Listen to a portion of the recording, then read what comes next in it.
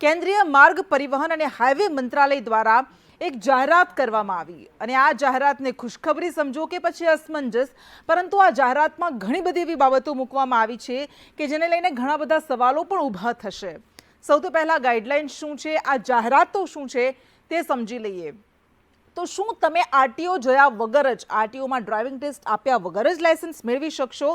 એ સવાલ થઈ રહ્યો છે, કારણ કે દુકાનોમાં ડ્રાઇવિંગ લાયસન્સ કેમ કહી શકાય? એવા ખાનગી પ્લેયર્સને શું ડ્રાઇવિંગ લાયસન્સ આપવાની સત્તા આપી દેવામાં આવશે એના હાથમાં?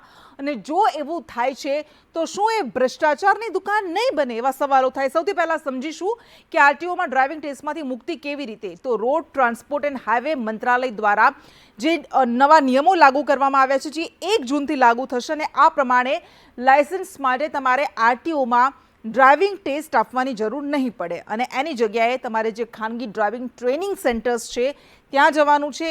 એના માટેનું શું જોગવાઈઓ છે એની પણ આપણે વાત કરીશું। અને આ ખાનગી સંસ્થાઓ જે સરકાર દ્વારા માન્ય હશે અને આ ખાનગી સંસ્થાઓને સરકાર દ્વારા એ અધિકારો આપવામાં આવશે, સત્તા આપવામાં આવશે કે જે લોકોના ટેસ્ટ લઈ શકશે અને તેમને લાયસન્સ આપી શકે એ માટેના તેમને અધિકારો આપવામાં આવશે। હવે અરજી કરવાની પ્રોસેસમાં કોઈ બદલાવ કરવામાં નથી આવ્યો। પહેલાં જે અરજી કરવાની પ્રોસેસ હતી એ પ્રમાણે જ તમે ઓફલાઈન કે ઓનલાઈન અરજી કરી શકો છો। જે પોર્ટલ તમે દર વખતે યુઝ કરો છો લાયસન્સ માટે એ જ તમારે યુઝ કરવાનું છે, પરંતુ જરૂરી દસ્તાવેજો એ તમારે અરજી સમયે, લાયસન્સ માટેની અરજી કરો એ સમયે તમારે આપવાના રહેશે। અને આ લાયસન્સના પ્રકારને આધારે કયા પ્રકારનું તમને લાયસન્સ જોઈએ છે, 2 વ્હીલર 4 વ્હીલર, એ માટેની તમારે ફી ચૂકવવી પડશે। લાયસન્સ વગર ગાડી ચલાવવા પર આકરો પ્રતિબંધ લાદવામાં આવશે, કારણ કે 1000થી લઈને 2000 સુધીનો દંડ તમારા પર લાદવામાં આવશે જો તમે નિયમો તોડો છો। પરંતુ જો કોઈ સગીર વ્યક્તિ ડ્રાઈવ કરતો પકડાય છે તો તેને 25,000નો આકરો દંડ ફટકારવામાં આવશે। અને જેવી વાત કરી કે લાયસન્સ મેળવવા માટે જરૂરી દસ્તાવેજોમાં કેટલો ફેરફાર કરવામાં આવશે અને મંત્રાલય પહેલેથી જ જણાવી દેશે કે તમને કયા પ્રકારનું લાયસન્સ જોઈએ છે, તો તમારે કયા પ્રકારના દસ્તાવેજોની જરૂર રહેશે જ્યારે તમે અરજી કરવા માટે જાઓ છો ત્યારે જ આ બધું સ્પષ્ટીકરણ કરી દેવામાં આવશે। એટલે આ નિયમો કે જે 1 જૂનથી લાગુ થશે અને તેનામાં આરટીઓમાં તમારે ડ્રાઇવિંગમાંથી, ઝંઝટમાંથી મુક્તિ રહેશે।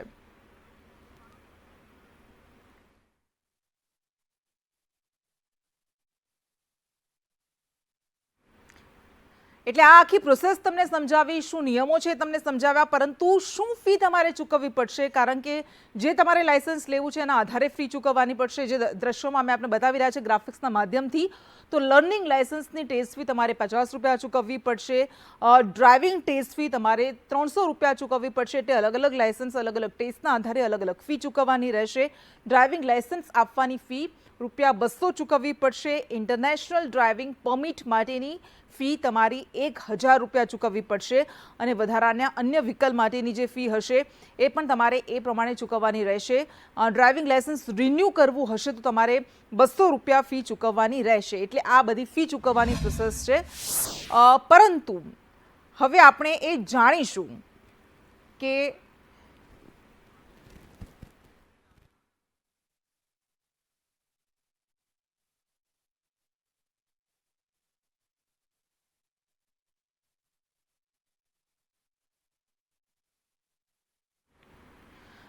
પરંતુ આ નવા નિયમોની જે જાહેરાત કરવામાં આવી છે, શું એ શક્ય છે ખરા?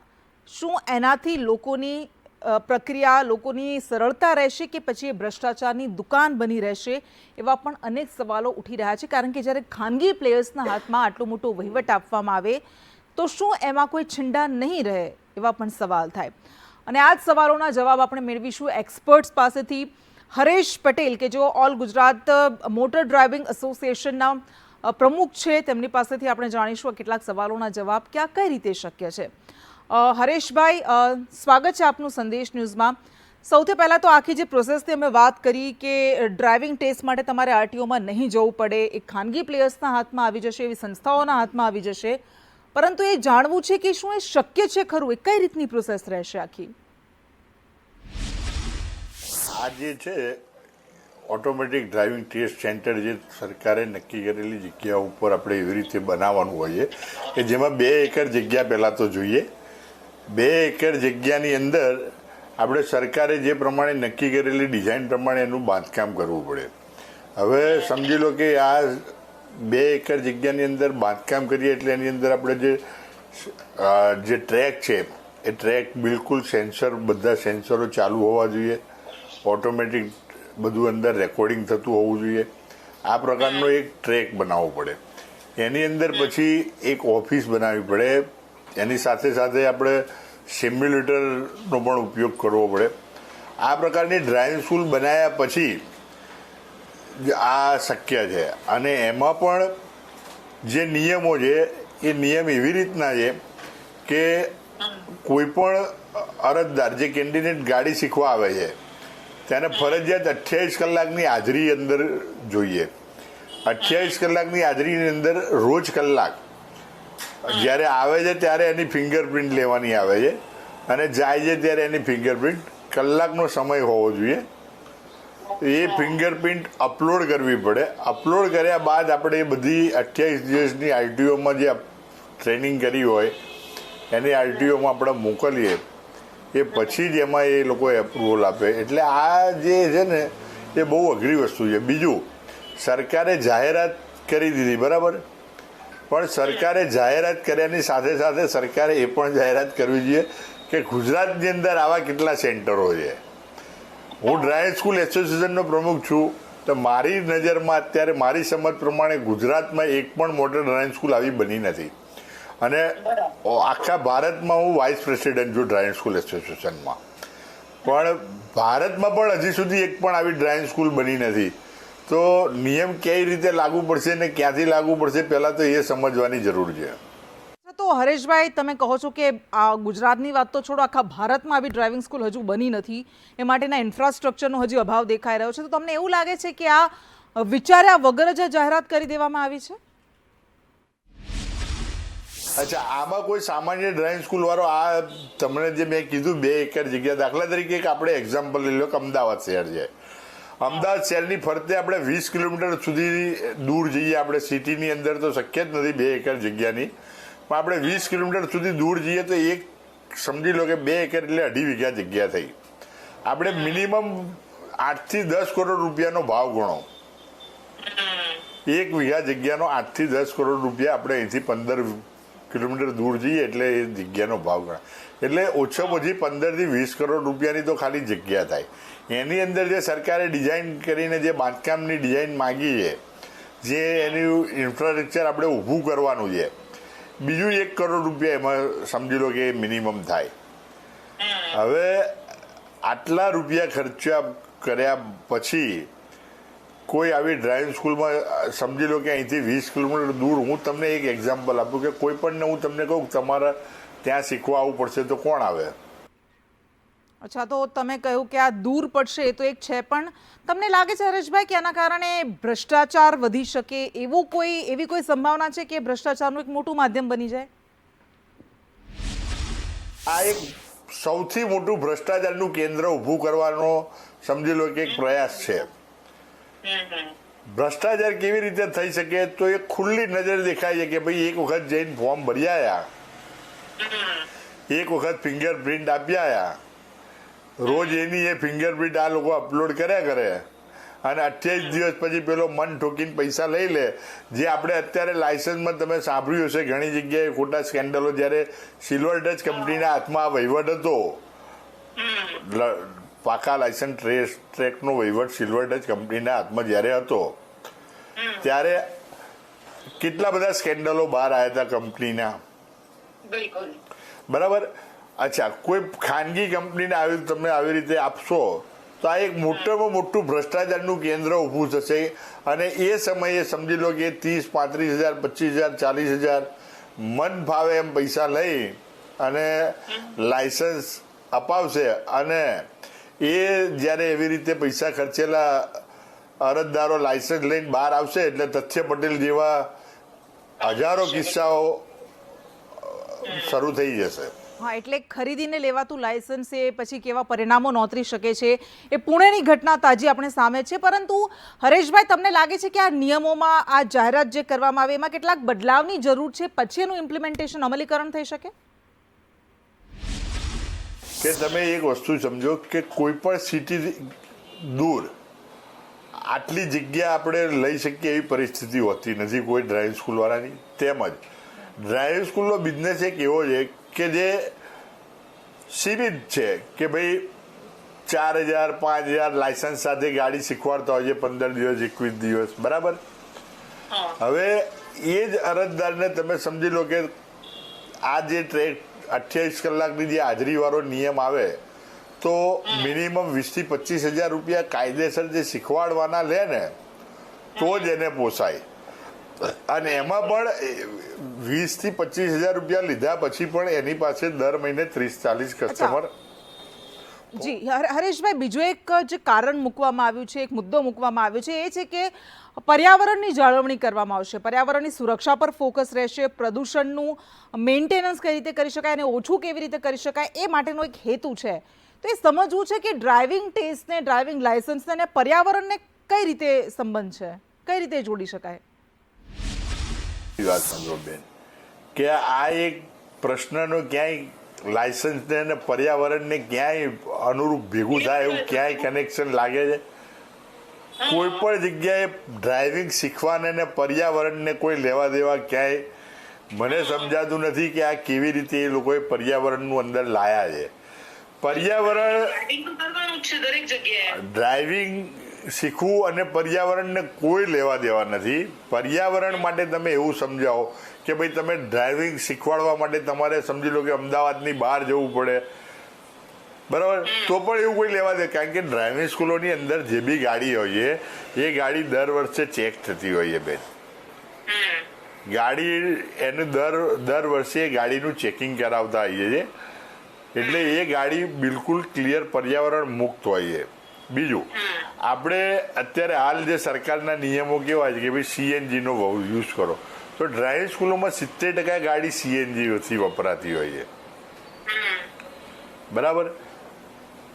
તો આમાં પર્યાવરણને અને આને કોઈ લાગુ વર્ગે નહીં. હા, તો છેલ્લો એક સવાલ, તો પછી શું કારણ લાગે છે કે આ નિયમોની જાહેરાત કરી દેવાય છે? આપને લાગે છે કે આ કોઈ પણ રીતે શક્ય નથી, અશક્ય છે, તો પછી કારણ શું એની પાછળનું? ક્યાંક કોઈ વિદેશી એજન્ડા આમાં લાયા હોય એવું મને સ્પષ્ટપણે દેખાય છે કે વિદેશમાં ક્યાંક દુબઈ, મેં એવું સાંભળ્યું છે મારી માહિતી પ્રમાણે કે ત્યાં આગળ ડ્રાઇવિંગ સ્કૂલોમાં લાયસન્સ મળે છે, પણ ત્યાં આગળ ડ્રાઇવિંગ સ્કૂલના અરજદારોને મેં એવી તપાસ કરી તો 60,000 થી 65,000 રૂપિયા આપણે ઇન્ડિયન કરન્સી પ્રમાણે પૈસા ચૂકવવા પડતા હોય છે ત્યારે ટેસ્ટ ટ્રેક લાયસન્સ મળતું હોય છે, બરાબર. હવે તમે સમજો કે આપણે અહીંયા આ વિસ્તારમાં અમારી ડ્રાઇવિંગ સ્કૂલ છે, અમને અહીંયા 4,000 5,000 આપવામાં આવ્યું, લોકો કે 100 કરો 200 ઓછા કરો, આવી પરિસ્થિતિ જ્યાં સર્જાતી હોય ત્યાં અહીંયા 25-30 હજાર રૂપિયા શીખવા માટેનો સવાલ આવતો હોય, ત્યાં કોઈ અરજદાર ખર્ચવાનો નથી. માટે અત્યાર સુધી 2,000, નહીંતર આવી ઓફર કોણ ના લે? ટેસ્ટ વગરની ડ્રાઇવિંગ સ્કૂલ ચાલુ કરીએ એટલે લાઈન લાગે અમારા ત્યાં, સમજો. હું આજે એક જાહેરાત આ જ્યારે છાપવામાં આવી છે, બરોબર, આવું પહેલાં પણ 1-2 વખત આવ્યું હતું, ત્યારે પણ રોજના 25 થી 30 ફોન આવે મારી પાસે 2-3 દિવસ કે ભાઈ હવે તમે મને લાયસન્સ આપી દો. તો જો ખરેખર આ શક્ય હોય તો કેટલી ડ્રાઇવિંગ સ્કૂલો વાળા આનું લાયસન્સ લેવા તૈયાર થઈ જાય? હા હરેશભાઈ, તો તમને શું લાગે છે કે માત્ર ભ્રષ્ટાચારને પ્રોત્સાહન આપે એવો નિયમ છે જો લાગુ થાય છે તો? હું કહું અમદાવાદ છોડો, ગુજરાત છોડો, ભારતમાં આવી કોઈ જગ્યાએ ડ્રાઇવિંગ સ્કૂલ છે એવું બતાવો. અને જો હશે, હું તમને એ બી કહી દઉં, જો હશે એવી ડ્રાઇવિંગ સ્કૂલ બનશે, કોઈ કોર્પોરેટ કંપની સિવાય આ કોઈ બનાવવાનું નથી, અને કદાચ કોઈએ બનાવી તો એ લાયસન્સમાં ભ્રષ્ટાચારનું સૌથી મોટું કેન્દ્ર હશે. એ આજે શરૂ થયા પહેલા હું તમને માહિતી આપી દઉં. જી જી હરેશભાઈ, આભાર આપનો સંદેશની સાથે વાત કરવા માટે. એટલે આ ડ્રાઇવિંગ એસોસિએશનના પ્રમુખનું આવું કહેવું છે, પરંતુ નિવૃત્ત RTO કર્મચારી અધિકારી પાસેથી આપણે જાણવાની કોશિશ કરીએ કે એમનું શું મંતવ્ય છે, એમના પોઈન્ટ ઓફ વ્યૂ શું છે. TM પાટણવાડિયા આપણી સાથે જોડાઈ ગયા છે. પાટણવાડિયા સાહેબ, સ્વાગત છે આપનું. આપની પાસેથી સમજવું છે, કારણ કે હરેશભાઈ એવું કહી રહ્યા છે કે આ તો અશક્ય લાગે છે, તો આપનું શું માનવું છે, આપનો અનુભવ છે આ સિસ્ટમનો આખો, શું એ શક્ય છે ખરું? કઈ રીતે પ્રોસેસ કામ કરશે? 1 જૂનથી જે નિયમનું નોટિફિકેશન કરવામાં આવેલું છે એ શક્ય જ નથી શક્ય એટલા માટે નથી કે આજ દિન સુધી આરટીઓ અમદાવાદમાં કોઈ પણ સંસ્થાએ કે કોઈ પણ ડ્રાઇવિંગ સ્કૂલ તરફથી કે કોઈ પણ ડ્રાઇવિંગ ટ્રેનિંગ સેન્ટર તરફથી રજિસ્ટ્રેશન જ કરવામાં આવ્યું નથી.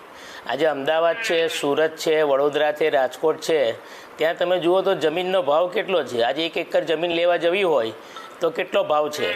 એટલે 5 થી 7 કરોડ રૂપિયા રોકવા કોઈ તૈયાર નથી. એકચ્યુઅલી આ જે 1 જૂનથી કરવાની વાત છે એ શક્ય નથી અને એ કોઈપણ સંસ્થા આ બાબતની અંદર રજિસ્ટ્રેશન કરાવવાની નથી. ખરેખર તો મોટર વ્હીકલ એક્ટ 1988 અને સેન્ટ્રલ મોટર વ્હીકલ રૂલ્સ 1989નું નોલેજ કોને હોય? આરટીઓ ડિપાર્ટમેન્ટમાં આરટીઓ ઇન્સ્પેક્ટરને હોય, આરટીઓ અધિકારીનો હોય.